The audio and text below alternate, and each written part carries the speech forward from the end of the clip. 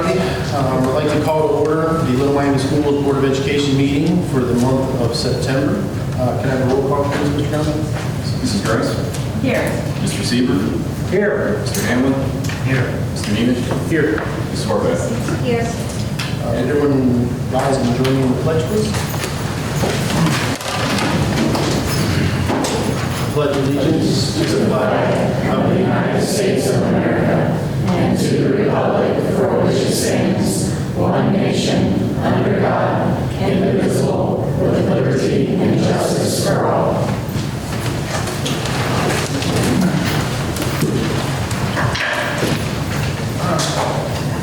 I need a motion to adopt the agenda for tonight. I'll move. Mrs. Gross. I'll second. Mrs. Horvath. Roll call, please. Mrs. Grice? Yes. Mr. Sieber? Yeah. Mr. Hamlin? Yes. Mr. Neiman? Yes. Mrs. Horvath? Yes. I need a motion to accept the reading of the minutes from last month's meeting, please. Mr. Hamlin? I'll second. Mrs. Gross? Roll call, please. Mr. Sieber? Yes. Mr. Hamlin? Yes. Mr. Neiman? Yes. Mrs. Horvath? Yes. Mrs. Grice? Yes. Next thing on the agenda tonight is communications and/or visitors to the board. Mr. Power? Good evening. My pleasure, first off, to welcome our Student Board of Education Representative, Sam Dooley. So welcome, Sam.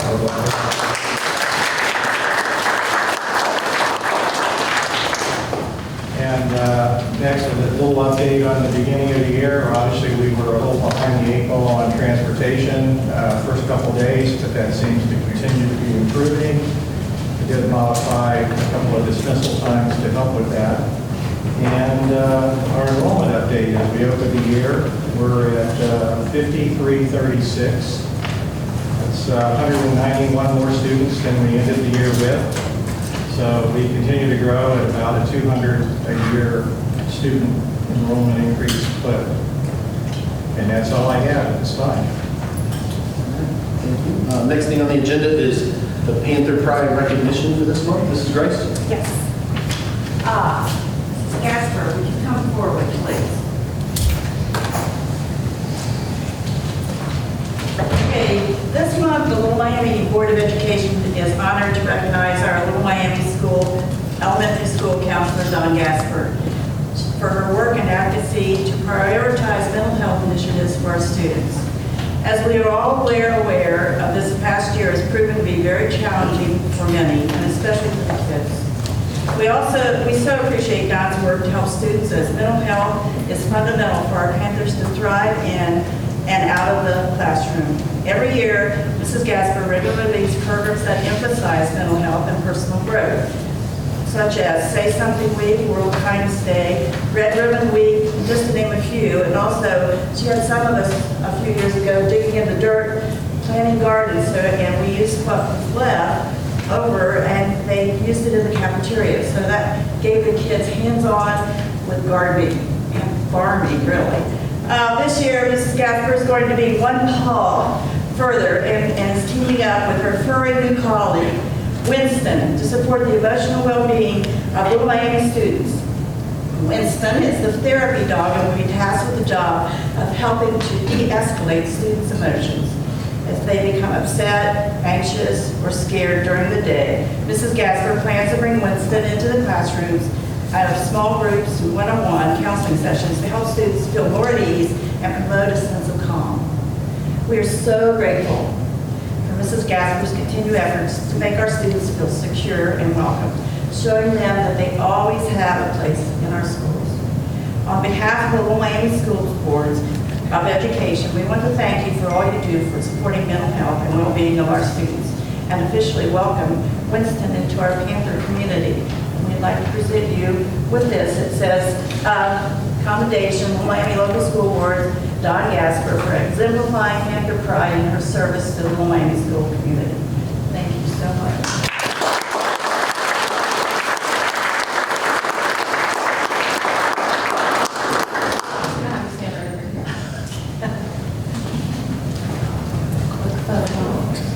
Let's move to the side so we can get there. All right.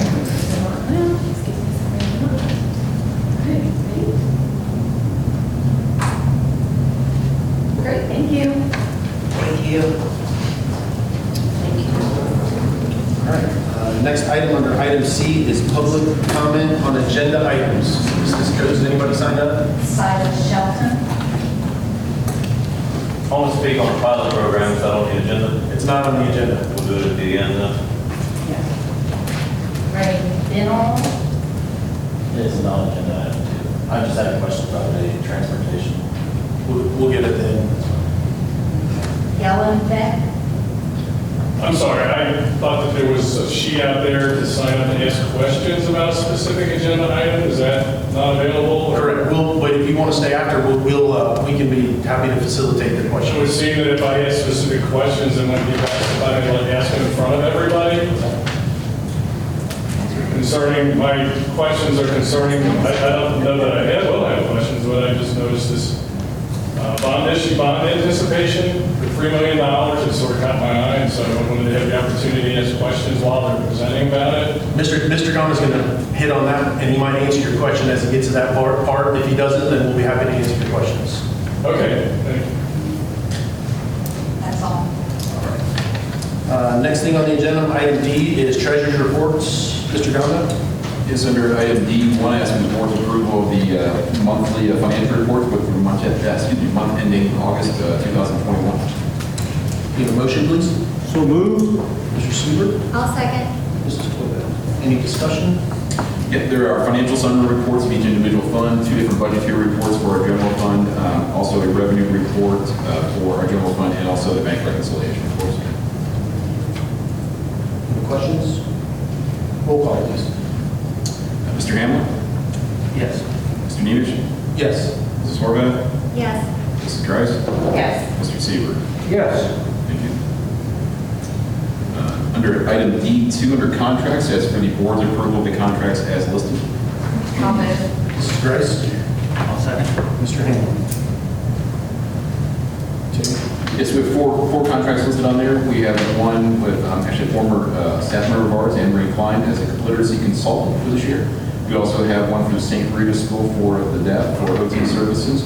We have the Claremont County DD Board for special education instruction, and then we also have an amendment to our current laptop lease we've been using for the last, actually I believe it's the last 2 years now. With Vantage Financial, we're going to acquire 150 more laptops through the lease program. They don't have already.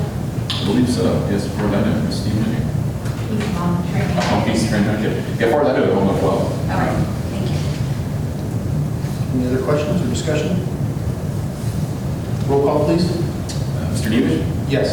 Mrs. Horvath? Yes. Mrs. Grice? Yes. Mr. Seaver? Yes. Mr. Hamlin? Yes. Thank you. Under item D3, I ask for the board's approval of the permanent appropriations as listed. This is for fiscal year 22, or current school year. Motion, please. I'll move. Mrs. Grace? I'll second. Mrs. Horvath? Yeah, these are our appropriations. Obviously, they can be amended if needed throughout the year. Typically, you'll see that more in the grant funds, our 500 funds, than any other funds, but these are for fiscal year 22. Appropriations are set by law that you can't spend beyond your appropriations because dollars have to be actually encumbered prior to spending them, which have to be appropriated before you can encumber them, of course. So these are initial budgetary. Doesn't mean you will spend them, but they need to be appropriated if you are going to spend them. So these are for the current year. Any questions or discussion? Roll call, please. Mrs. Horvath? Yes. Mrs. Grice? Yes. Mr. Seaver? Yes. Mr. Hamlin? Yes. Mr. Nemish? Yes. Next, under item D4, I ask for the board's approval of the bond anticipation note not to exceed $3 million. Need a motion, please? I'll move. Mrs. Horvath? I'll second. And Mr. Hamlin? Yep, this is bond anticipation note. This actually stems from, this is just a renewal that we've had. This comes from our bond issue that was passed in May of 2018. We initially passed the bonds to build the buildings and the additions and everything. We passed $64.6 million. $5 million of that 64 was bond anticipation notes. Bond anticipation notes were issued at that point to control millage, try to get a little bit lower, to be honest. We've been paying them off each year as we go. More than likely, we'll pay off another $1 million this year. We'll have $2 million left over. We'll pay them off next year, the year after, if not all of next year. A part of the original debt from 2018, so nothing brand new. It's just part of the bonds that we issued in 2018. And you have to renew it, right? Or is You roll them over. We're looking at probably less than 1% on the yield, includes costs and everything, to roll over the roughly $2 million. So that's why it's on. Yes, you got to renew it each year because you retire the debt, you pay off the $3 million, then issue $2 million. Right. Pay off $2 million, issue $1 million, and so on. So no new debt whatsoever comes from the bond issue in 2018. Any discussion or questions? Roll call, please. Mrs. Grice? Yes. Mr. Seaver? Yes. Mr. Hamlin? Yes. Mr. Nemeth? Yes. Mrs. Horvath? Yes. Thank you. And that's all I have. Thank you. Next thing would be item E on the agenda, Superintendent's Reports and Recommendations. Mr. Power? Thank you. I'd ask the board's approval for all items listed under number 1, personnel. Need a motion, please? I have Mr. Hamlin and then Mrs. Grice as a second. Any discussion, anything you want to share, Mr. Power? No, these are your typical, this time of year, hires and issuing of supplementals. Any questions or discussion? Roll call, please. Mr. Seaver? Yes. Mr. Hamlin? Yes. Mr. Nemeth? Yes. Mrs. Horvath? Yes. Mrs. Grice? Yes. Thank you. I'd ask the board's approval of the successor master contract with the Ohio Association of Public Employees, Local 516. Need a motion, please? I'll move. Mrs. Grice? I'll second. Mrs. Horvath? Anything you want to add to this, Mr. Power? This is, we can go through the negotiations with our support staff, and this is the final version of what we tentatively agreed to. OC approved that agreement last night at their membership. Any questions or discussion? Roll call, please. Mr. Hamlin? Yes. Mr. Nemeth? Yes. Mrs. Horvath? Yes. Mrs. Grice? Yes. Mr. Seaver? Yes. Thank you. Next, I'd ask the board to approve the exempted employee handbook for fiscal year 2021 and 22 and 22 and 23. Motion, please. So moved. Mr. Seaver? I'll second. And Mrs. Mr. Power, you want to give a little bit of... Yeah, this is a revision that occurs usually aligned to our negotiations with our VLMTA and our OC staffs. And this just is a revision of that to align with the 2-year agreements that we have with both unions. So because we approved a new contract, we need to approve the change to the handbook. Right. Okay. Any questions or discussion? Roll call, please. Mr. Nemeth? Yes. Mrs. Horvath? Yes. Mrs. Grice? Yes. Mr. Seaver? Yes. Mr. Hamlin? Yes. Thank you. Next, I'd like to ask the board's approval for designation of bus stops. Motion, please. I'll move. Mrs. Grice. Sorry, Mr. Seaver, I got Mrs. Grice first, but I'll get you in a second if that's okay. It's fine. Anything you want to add to this, Mr. Powell? This is an annual occurrence after we establish our transportation framework. Bus stops are officially approved and designated by the board. Any questions or discussion? I just want to say that's really a hard job when you first start school and you have to do all those bus stops and you're not sure. And I know that they were really behind at first and people weren't angry, but they do a good job and we really appreciate all that they do. And we appreciate the kindness of people who said, they weren't really upset. We're in a different 5-building configuration today, so that was an additional challenge that typically doesn't exist or hasn't existed in many, many years.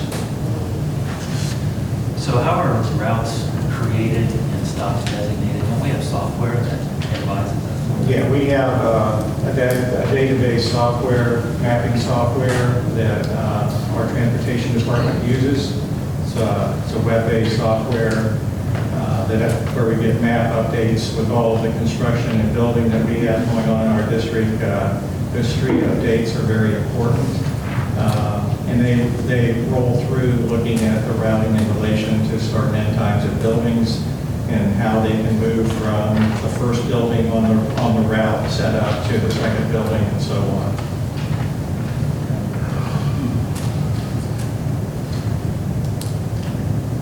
All right. Any discussion? Any questions? All right, roll call, please. Mrs. Horvath? Yes. Mrs. Grice? Yes. Mr. Seaver? Yes. Mr. Hamlin? Yes. Mr. Nemeth? Yes. Thank you, that's all I have. All right, next item, item F is new business. We have a first reading of some new job descriptions. Mr. Howard, you want to give a little detail here, please? Yeah, this is related to the revision in the exempted handbook.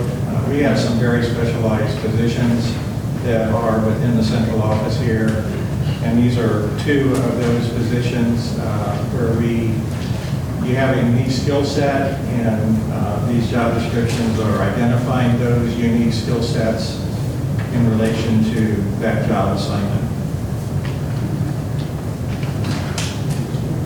Next thing on the agenda is the Warren County Career Center report. Mrs. Grace?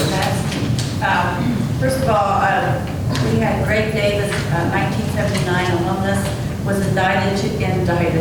Sorry. He wasn't indicted. Inducted into our Warren County Career Center Distinguished Alumni Hall of Fame. He owns the Avid Sign Plus in Lebanon and is an active community member and in many service organizations. And I will say, he went to Little Miami too, also. Our main campus director, Mike Hart, reported that 34 students were already on job internships, placement, and as the school year got off to a good start. We approved a memorandum of understanding with the teachers union for 5 non-instructional snow days, a revised policy on property inventory, and a resolution to change the October board meeting to Thursday, October 14th.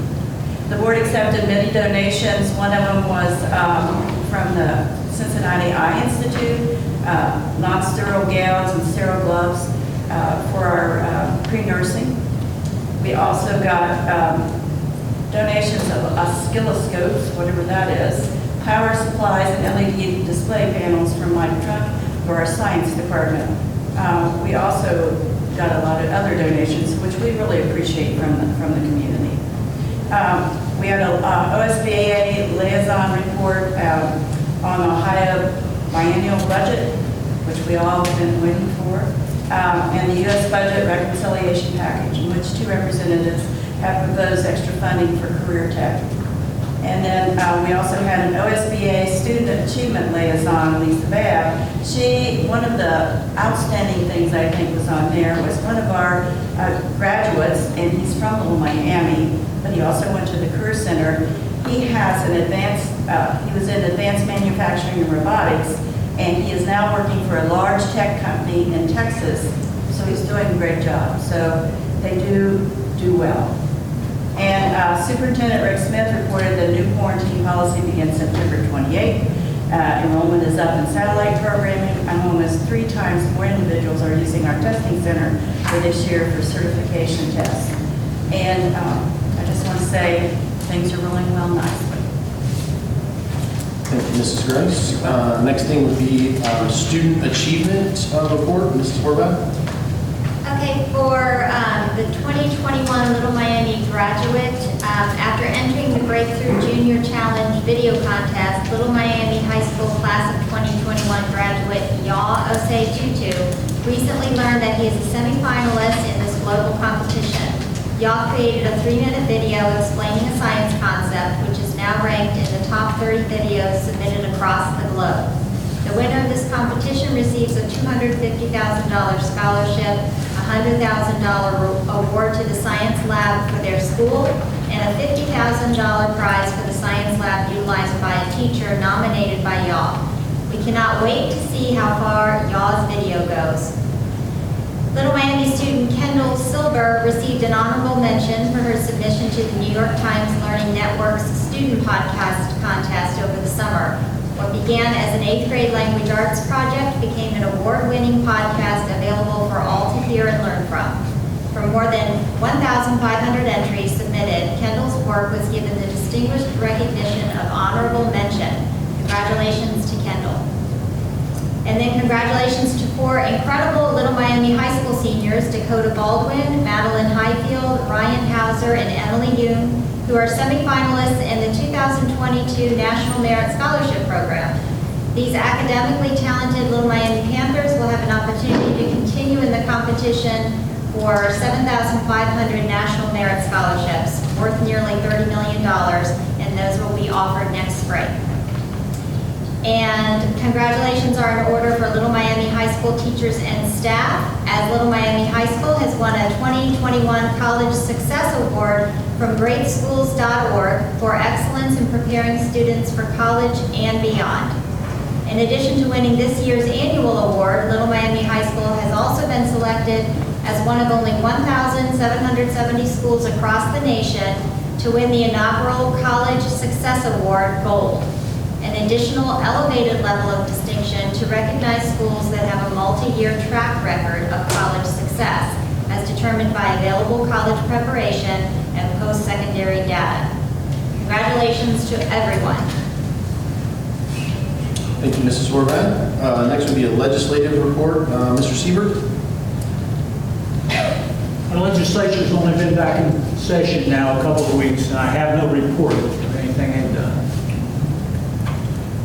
Next thing on the agenda would be our next board meeting date. Right now it's scheduled for Tuesday, October the 26th, right here in the Panther Room at 7 p.m. Next thing, item G on the agenda is public comment on non-agenda items.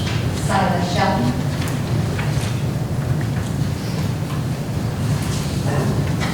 Reading over your pilot program seems pretty vague. It also seems to pull up people that are not vaccinated and penalize them to a point. You know, you start doing all these studies and you find that vaccinated and unvaccinated kids, grown-ups, adults, everybody carry this COVID stuff. Being vaccinated does not in any way keep you from getting it. Being unvaccinated doesn't keep you from getting it. So I don't quite understand where we're coming with these testings and everything else. You know, the kid, I'm assuming this isn't up to the kids, it would have to be up to the parents, correct? That's correct. The other thing that maybe you guys can give me an answer to, we know that the mask mandate on the school buses, the schools were giving them a bunch of money. And I don't know how much money that was, I don't know where it went, I don't know what it was used for. So I'm curious about that. Do you have any answers to that, or is that something I can research and look up? Is it a public forum or what? Mr. Donovan? There's not money specifically given just for, you know, like for buses and so on, but there is money given like for funding and so on. They call that sort of CARES, you know, our American Garbage Fund, that kind of thing. So was this the stuff that the federal government was wanting to withhold from you guys? Is it something that you normally get? No. It's nothing they were going to withhold. It's just something they additionally added. So there's a bunch of money in. Yeah, and it's very wide open as far as the parameters and what you can use it for. It's not like they say you have to use it for this or we're going to keep it type thing. They have it pretty open. It comes through our grants, through online. It's like a grant. It's a federal grant, essentially what it is. It comes through an online system through the state of Ohio. It goes to the state of Ohio. It's passed down to each individual schools, and how they figure out how much each school gets, that I couldn't tell you. But it just seems like they're all over the place. But yeah, it's money that we've been given. And if there's some information you know, I can get it for you. Yeah, I'd appreciate it just so I can see what it is. Absolutely. The pilot program is something that I read through everything you guys emailed, and I don't quite get the algorithm, so to speak, that is being there. The only thing I would ask is that we have a lot more details on it, because it doesn't make me so I don't like it at all. Thank you. Thank you. Before next speaker, can I move a microphone over there? I don't want that being here.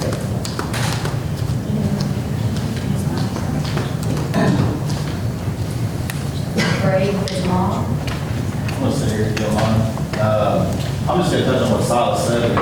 It seemed like the unvaccinated kids are getting punished. I have a buddy who's his daughter's in middle school, and she got sent home for 10 days.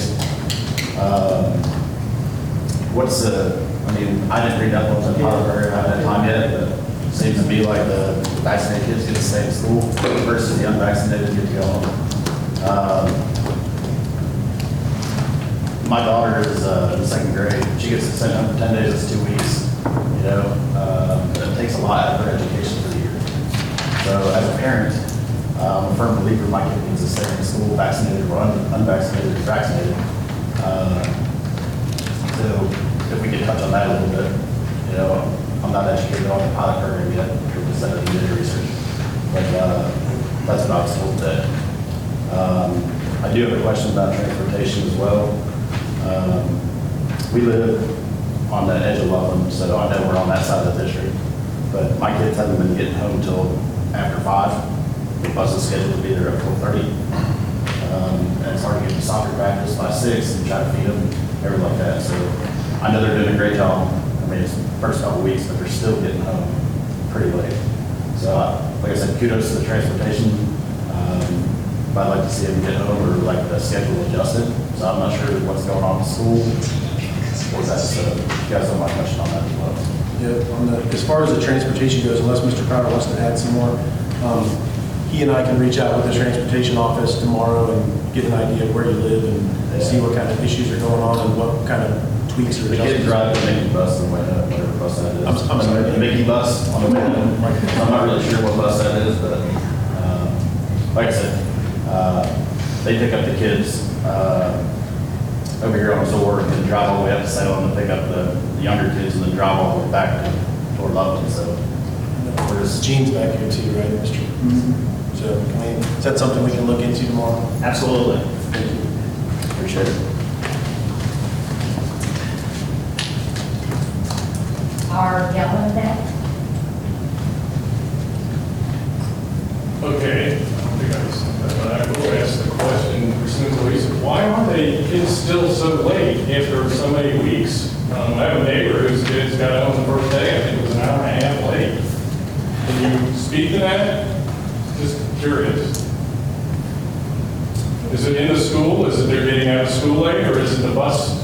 We're loading buses. We've made improvements. I think we've changed a couple of building times. And it's getting better as we move along. We're also adjusting some routes where we may change kids on a route. Well, it seems it should be a pretty big priority because it does put a lot of parents out. Sure. I mean, he's one of hundreds. You said you got 5,300 students. I mean, that's, you know, Yeah. it's a huge imposition on the parents. So I just think it should become a real priority.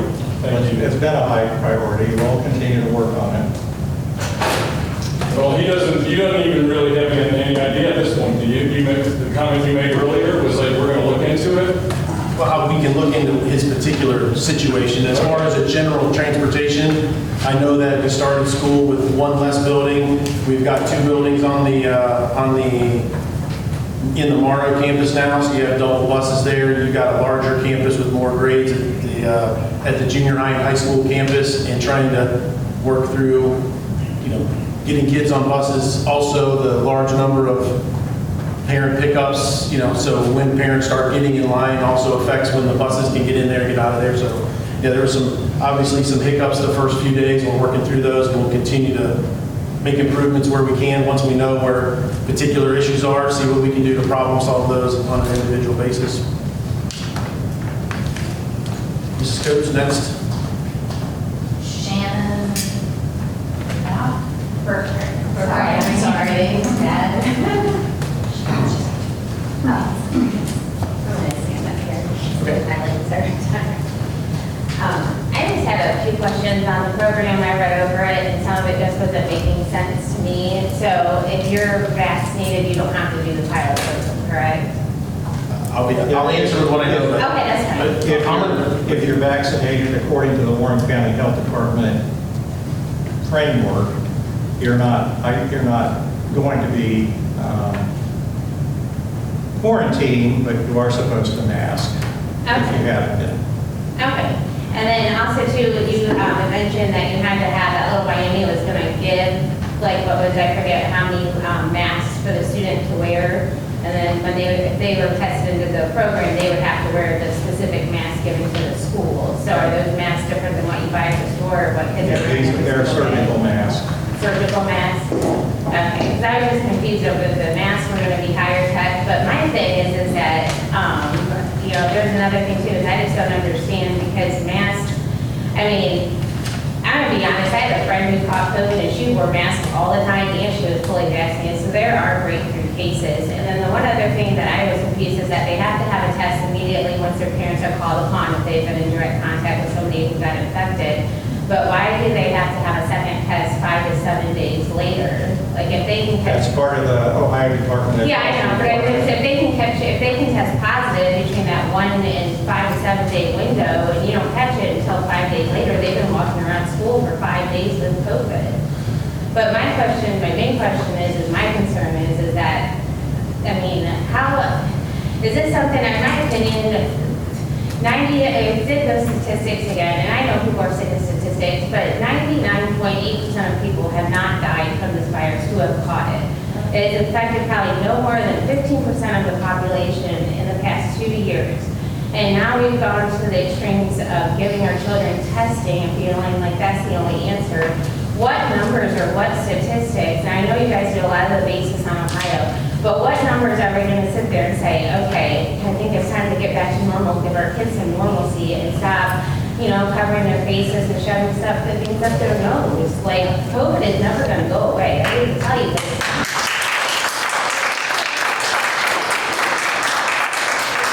I just want to know if they come back, and I'm hoping that we can come back next year, but I don't see this going away anytime soon.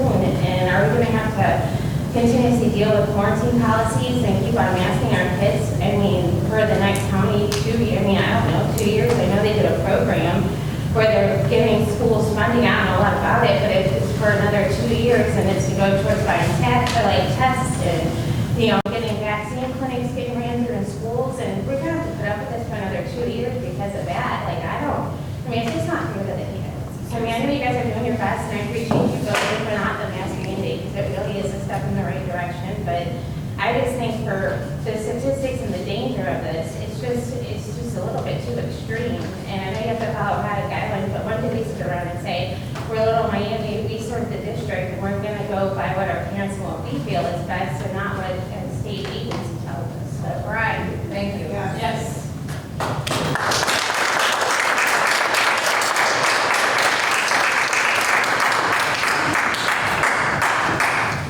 I think it's Joyce Franks. Joya, I'm sorry. You just want to leave on the podium. Thank you so much. So, yeah, my name is Joya Franks, and thank you guys for letting us all talk tonight. I believe in medical freedom, and I think that that's very, very important.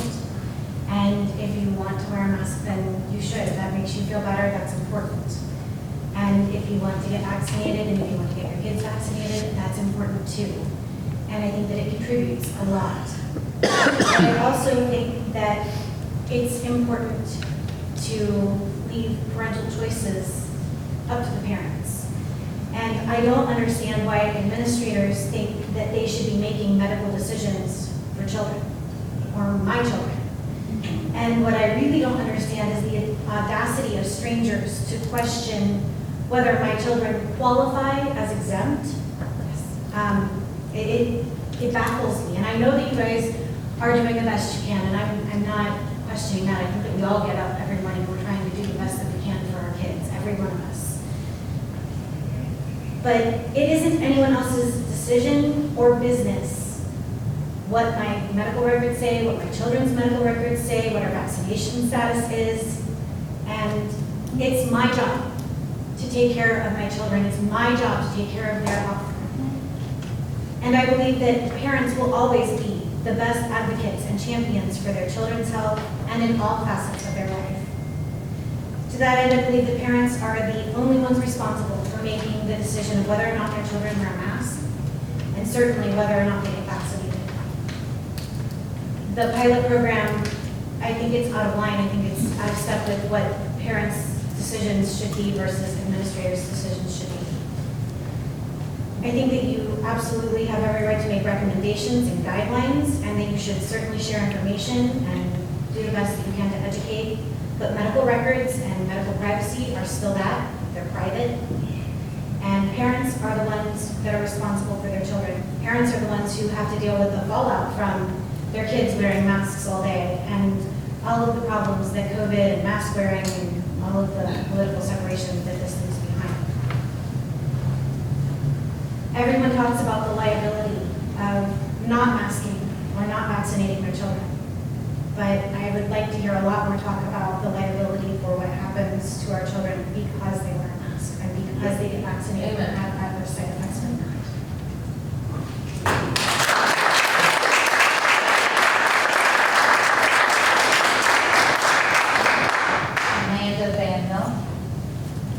I don't know where the mic is, but hopefully folks can, it's over there. If you would just, if everyone would step over to the podium, because it is on video, and people want to see who steps up to speak.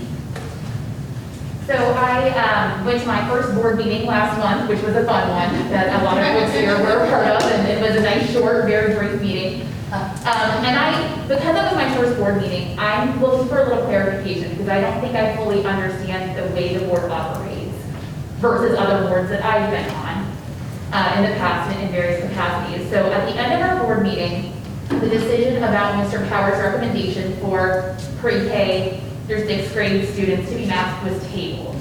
And I spoke to a couple of board members, and you shared with me that you thought at that point that there may be a special board meeting following that to vote publicly on that issue. That did not happen. We received an update from the school district that that decision was going to remain tabled. In every board that I have been a part of, old business is then carried over onto the agenda for the next meeting. And so one of the reasons that I'm here today is because I thought that the board would publicly vote on that recommendation that had been given at the meeting so that we, the people who elect you, could see each person say yes or no to the recommendation that Mr. Power gave for masking. And so I'm just a little confused about why it's not on the agenda. We can certainly continue to table that and have it just hanging out there for months and months and months. But as a member of the community who votes for our board, I would really like to know that that issue has been either continued to be tabled and just hanging out on the agenda for the future, or what each of you was going to vote for that motion that was brought to the board. We were here, you saw the video. So I don't understand where it is on the agenda, and why we're not talking about it tonight, why we're not hearing your votes, but I would appreciate some clarity on how that works. Sure. From my perspective only, and I know this, especially because one of the things you asked was how the board operates in general. And so I know there's a lot of people here who are here for the first or maybe the second time. In a general sense, the two men on each end, Mr. Power is the superintendent. He runs the day-to-day operations of the school district. Mr. Gonda on the far end, for those of you in the business world, he would be the CFO. He runs the day-to-day financial operations of the school district. Mr. Power brings things to us monthly to consider and to vote our conscience one way or the other. At the conclusion of last month's meeting, and after the board had a chance to confer with legal counsel, which is why when we adjourned what we said we were going to do, after looking at those options, we decided that at this point in time, along in conferring with Mr. Power, that we were not going to move forward with a masking policy in pre-K through 6 at the present time. Some of us may have known at the time that the pilot program was something that might be considered, and that we were, along with the other superintendents in the county and the county commissioners, bringing to the governor, and that he might actually give us the green light to do. We already have the remote option in place, and a blended learning plan in place that the board had already approved, so there was no reason to vote on that again. We'd already approved that. And so at this time, I think we're all in agreement, at least, that we're going to stay with that particular plan in place with Mr. Power and Mr. Gonda's input. And if it gets to a point where positives or quarantines get to a point where we need to close a particular building, or if we need to pivot and do something else, then we will, Mr. Power will bring it to the board, and the 5 of us will vote our conscience at that time. So again, like, I can understand it being, continue to be That's- tabled, but like, why is it not still on, like, I just, for an accountability perspective, the way you described it as a business, it's not a privately held business, it's a publicly held business. You guys are accountable to us as a community. Like you said, vote your conscience. I want to know what people's conscience is so that I can start to understand as a parent who has newly had children in the district, who I want to give my support and my time and attention to helping create the school that I want. And I think everybody here, again, we all care about our kids, we want to do the same. So I just don't, I'll keep coming. I'll wait for it to come back because I think it's going to happen. But I just don't understand why there was a lot of talk about respect at that meeting, respecting you guys, respecting each other. I don't feel it's a respectful resolution to that proposal that was made at a public board meeting, that there was no public vote. Sure. And I'll answer that. I know there's a lot of interest in having back and forth dialogue. I get it. Probably one of the things that's been the most challenging in the last month or two, at least for myself, is someone asks me a question and I give them the best answer I can give them, and then my answer doesn't seem to be okay, depending on which side of the aisle you sit on, right? And at some point in time you go, I don't know what to tell you other than just to try to answer you as honestly as I can, right? And some people may like the answer and some people may not like the answer. I think we all knew that going in, that some were going to like the answer and some were not, right?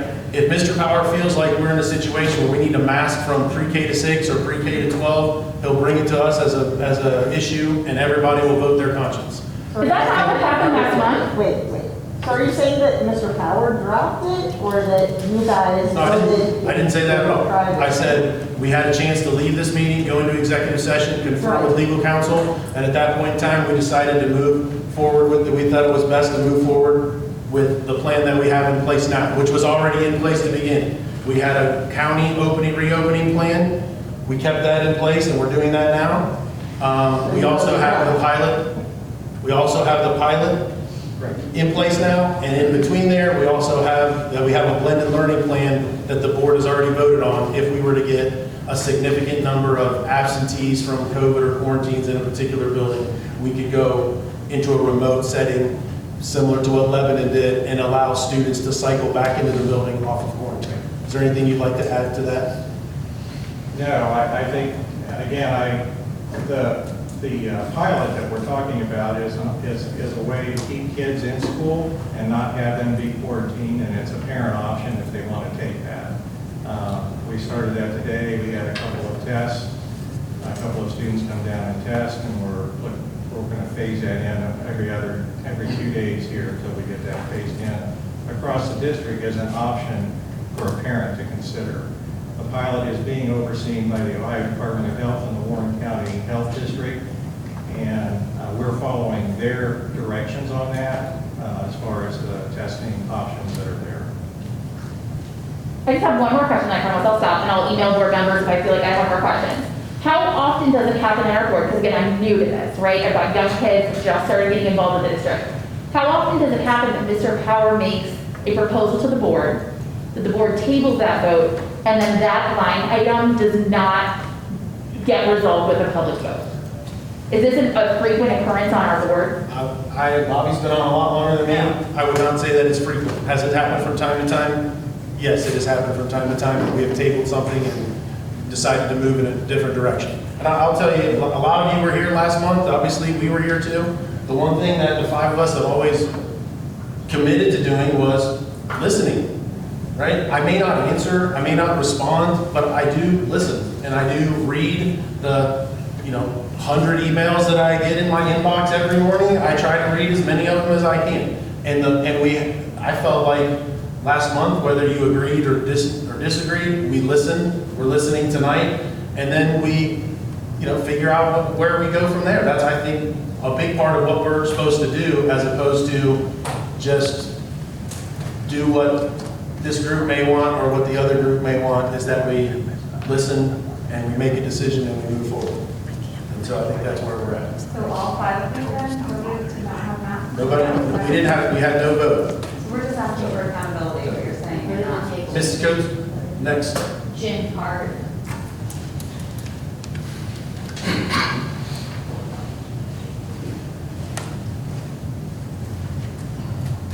My name's Jen Carter. I was here last month, and thank you for listening. It truly does mean a lot. I would think that we all agree with that. I think sometimes, and I really appreciate the time that you've taken to answer questions too, because I feel like that's where I am at. I just have questions. I was not planning to come tonight. My daughter got quarantined today. She is a healthy child at home. She did not participate in Little Miami last year. We decided as a family for her to be homeschooled because I did not want her to ride this roller coaster of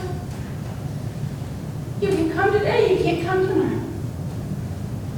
Seeing a child and saying, oh, you're a disease, I have to stay away from you. I didn't want her to have to ride that.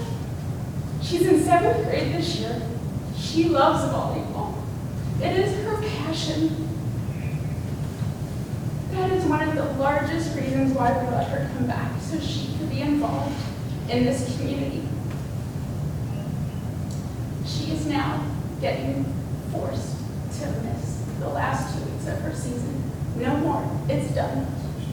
It's done. She's at home crying her eyes out because her life got changed, and some people may say it's just a volleyball game. It's her community. It's her lifeline. Mrs. Grace, she made a great point. That sweet dog that they have at Salem is going to bring comfort to kids that need comfort. I now have to stand and fight for my child, that she will not get depressed, that she will not spiral into a place emotionally. It is my job to fight for her, and I'm standing here fighting for her. And I actually brought different parts of the law to talk to you about. But honestly, this is my heart. And I know it's just my story. And I know that we don't all agree. I understand that. I called the school nurse today with my questions. She was nice enough to listen. She gave me her answers, but there weren't really answers. She said, ma'am, you need to call the Board of Health. I said, please give me her number. I would like to call. I'm a school teacher at the homeschool co-op, so I called on my lunch break. The lady at the health department was on her lunch break. We couldn't talk. I had to go back and teach. We got to talk this afternoon. We had a lovely conversation. I gave her my questions. I wouldn't say she answered them. She gave me responses, but she did not give me answers. She ended our conversation by saying she was working 80 hours a week without getting extra compensation. And by talking to me, I'm keeping her from her job. That is what she told me today. I said, then give me the phone number of who I can speak to, that I can just genuinely ask my questions, because my conscience is, I'm not okay with this. I'm not going to say I'm okay with this when I'm not. When we know for a fact that the masks and the vaccine does not give us 100% protection. What in life gives us 100% protection? There is nothing. But we know that the vaccine and the masks, you can still get sick and you can still spread it. But now we're told at school, if you have those things, you don't have to quarantine. So I'll give you a personal example, and I wasn't going to do this. Abby sat next to the girl in her class who was there yesterday at school, went home, said she wasn't feeling well, and again got tested. So Abby is now told she can't come to school until October 8th. She sat to the right of this girl. So she's being quarantined. The girl had a mask on. My daughter doesn't wear a mask. The girl behind the girl that's sick doesn't wear a mask. And she's not quarantined.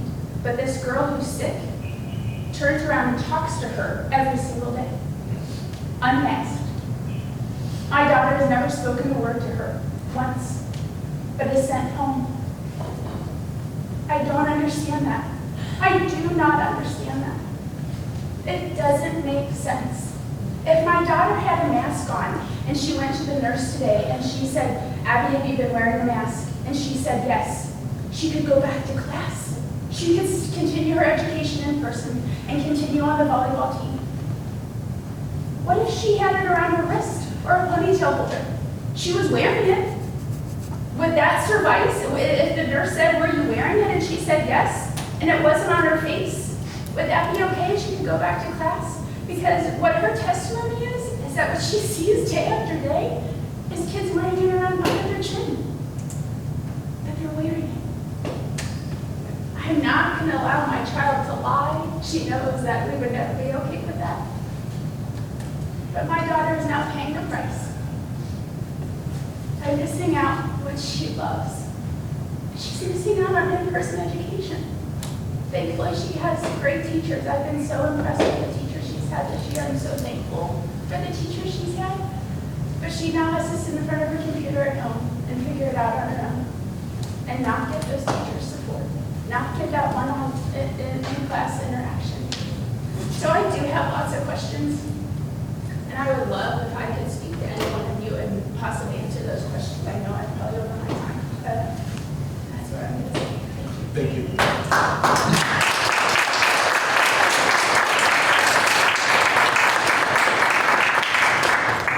Kim Wilson.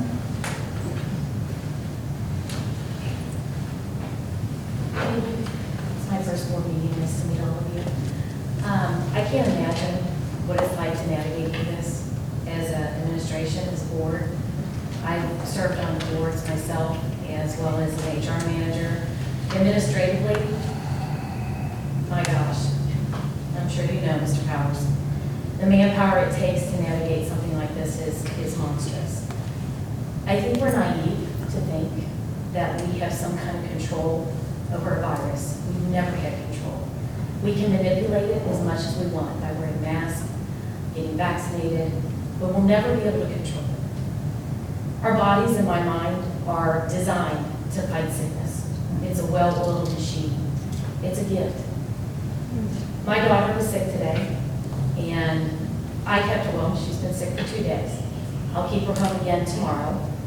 Out of respect, number one, of people that aren't sick, I won't be getting my daughter vaccinated or myself. I find it dangerous in my opinion. I know there's a lot of people that see it contrary.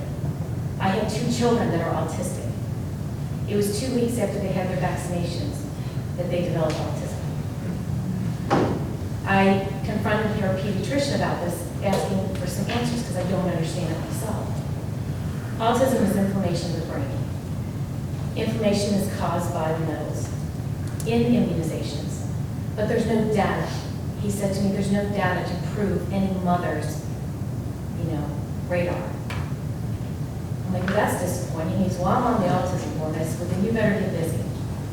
Because I've talked to a lot of mothers. What is it? Every 4 to 10 kids will come down with autism. That's a lot. I said this to ask all of us in this room, including the board, to consider that we're not God and we're not in control of this. The other question I need to ask you, Mr. Gunnar, are our decisions based on money? What we get by grants through the state or by federal?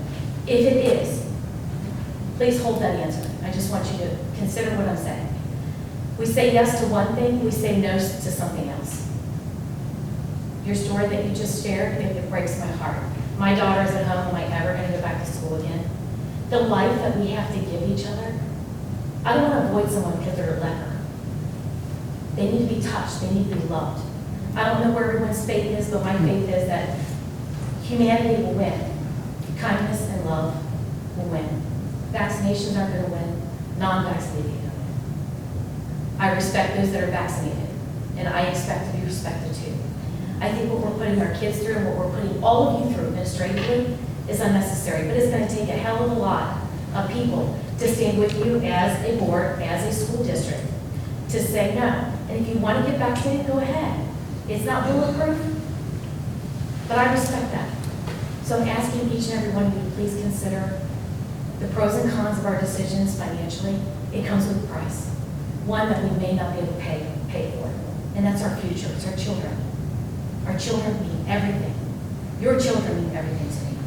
I'd lay my life down for them, and I hope you would do the same. Thank you for listening.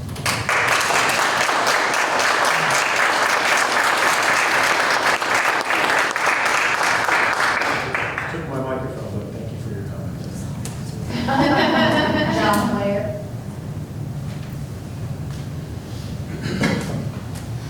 I wasn't going to speak to you, but I have a couple questions. I do want to first just say, as several others have already said, I'm adamantly opposed to the pilot program. I think it's just a knockoff of the regular quarantine that we already have. I'm not going to subject my kids to all this different testing. I'm not going to sign them up for the vaccination, as two different people, I believe, have said. Now, that's individual choice, right? It's their choice. If that's what I choose, that's cool. If that's what they choose to vaccinate their kid, that's cool also. I agree. Your story is absolutely heartbreaking. That is the piece that, when I read your whole pilot program email at the end, it said, I want to thank Mike DeWine and the health department for this program. And in my brain, I thought Mike DeWine and the health department are the reason that we've had 2 years of utter chaos and nonsense in our school district and across Ohio. Here's my question. It sounds like you're well versed on this. And is it, what was the ER, what's the funding called? ESSER. She asked for it, but said not to answer. I want to know, is that funding dependent upon the school district doing specific things to get that funding, whether it be masking, vaccine, quarantine, etc.? No, it's not. So you're getting that money regardless of whether we mask, quarantine, or anything? Correct. And As long as it's safe. As long as it's safe, because that's very open to interpretation by the federal government. I keep track of it. I don't manage like what's spent on what have you, but I know the guidelines and so on. I know Mrs. Morgan, the grant coordinator, she probably answers better than me. I keep track of it, but I don't choose where it goes. But it's everything I've ever read and all that stuff. It doesn't matter if you have 0 vaccinated or 100% people vaccinated or what have you. You're still getting the funds. But what about participate? Is it a requirement to participate in the pilot program? Is it because we're initiating that? Any kind of marketing program? No? Where's the mask mandate on the buses? That's a federal thing. Yeah, they don't give us money to mask people on buses, to be quite honest with you. They just give you money and they said, here, combat the virus is essentially what it says in just simple terms. You can spend it on helping. The biggest thing we do, and I know this is working back this up, you asked what that money was used for, and we use it typically, well, not typically, always, and she can come up with that, but for education, to be quite honest, we've hired people to, because kids have got left behind, just like you guys are saying, if they're out of school and so on. We've hired additional staff with those dollars to educate. I know Mrs. Morgan, you can probably expand on that further, but it's not tied to anything else that I'm aware of. That's the hope. So if it's not tied to anything, I want to go back to, because I felt like this wasn't answered at the last meeting, and everything I've read over the last month, still I don't have clarity. Is the school district mandated by Governor DeWine or the health department to do either of these quarantine programs, or is it simply the school districts? So if it's not, so then I'm here to say then, if none of those are mandates, get rid of all this jazz and let the parents decide. My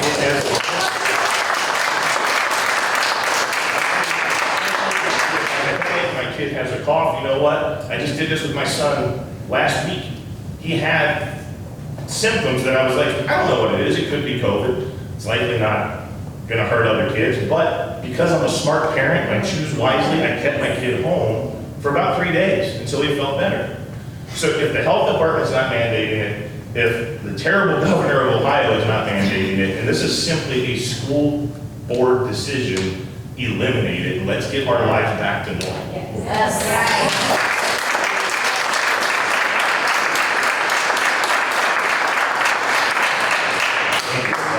You're welcome. Thank you. Melissa, you said?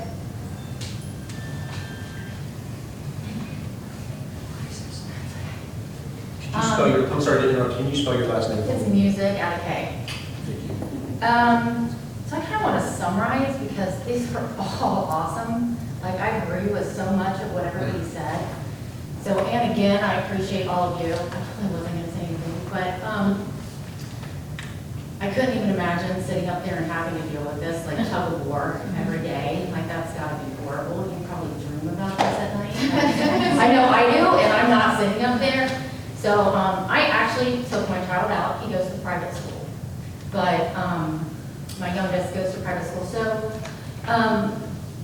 but all of these points, like, what if your child is sitting next to someone that, and your child's not vaccinated, but you had COVID 3 weeks ago?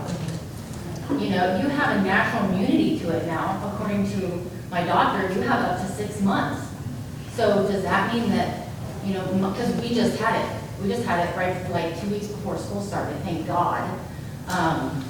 But, you know, what happens in that case? What is that instance? And these rules, like you say, well, we're following Hamilton County or whatever county, but ultimately it's your decision. You know, you guys get to decide this for us, and we pick you based on your decisions. So when you go up and you make these decisions, like the pilot program, we do, like she said, we want to know who voted for what. Like, we want to know. And I appreciate you trying this pilot program. Like, you know, like trying something to keep our kids in school, but I don't think this is the answer. Like they said, let the parents choose. Like, if my kid, like, we just got it, but we got it from somebody that had a fever because he was an idiot and came to work. Like, hello, your mother should have taught you better than that, you know? But, I mean, that's what happened. One of my girlfriends got it from somebody that was vaccinated. My friend's daughter had a horrible immune response after being vaccinated. So I'm going based off of my life experiences, not what is on the television. So I just hope that you're thinking about that and about us and on a personal level, where we are all coming from and our heart and our kids, and we love our children, we want them in school. The depression is off the charts. I was a teenager, I remember how depressed I was, and none of this was happening. You know, girls have, you know, they all have these crazy hormones going on in their heads, and they're super, like, up and down, and then you go to school and your friends are masked, you can't even see their face. You already think, that person doesn't like me, that person doesn't like me. Well, then you look at this kid and they have a mask on, you can't tell, you can't read that from each other. You can't feel that emotion, that bond anymore. So, like I said, I really appreciate you guys talking to us, but we do want to know where everybody stands so we know what to do for the future of the board, because ultimately it's our decision. And we love our kids, and please just put them first. Thank you.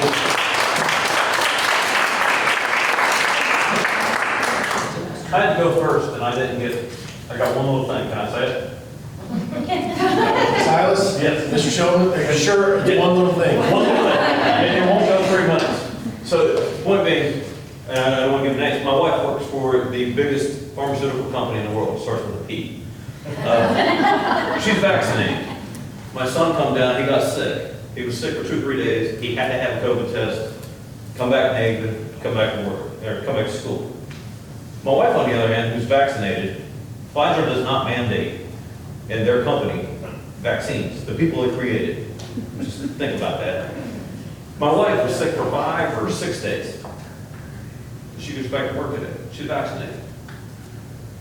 I say that because you have no idea whether she had COVID or she didn't. You have no idea what any of this is. So when you do this vaccination thing, you don't have to prove it. It's like a little magic pill in your pocket. You know, my son, unvaxxed, I'm unvaxxed, I'll never get it. And saying that, because of that, we're shoved out to the side. We've got to prove our case. But being vaccinated, you don't have to prove your case. And I'll keep saying, if you're vaccinated, what do you got to worry about? Other than any vaccine, it's just a shot in the arm, full of metal. But that's all I got. Thank you.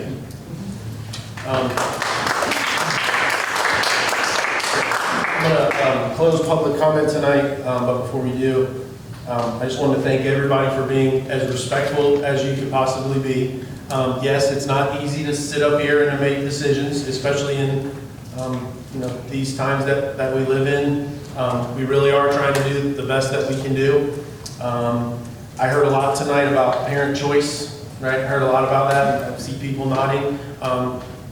As Mr. Power was sharing some of the things with the board about the pilot program, And again, some of the feedback is good because some of the feedback I heard tonight was not the first thing that popped into my mind. The first thing that popped into my mind was parent choice and trying to create some parent choice, especially with the quarantine rules that were given and not the quarantine rules that we create, which we create none of them at this table up here tonight. We're trying to do the best we can to work with the Warren County Health Department and the Warren County Commissioners and the powers that be and the other superintendents in the school district to try to work within the sandbox that we're given, even though I think all of us would agree that we may not like the sandbox that we're given most times.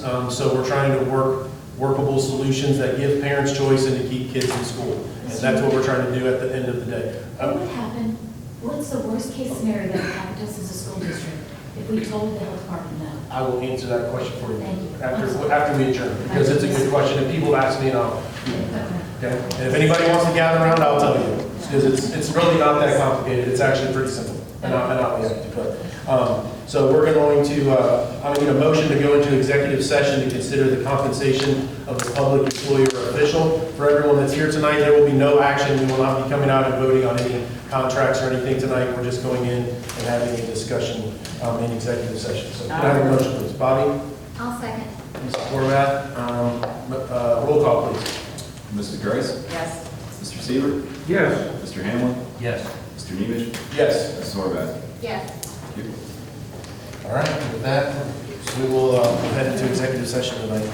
Thank you for coming, everybody, tonight. You're more than welcome to stick around, but there won't be anything to see you at the end.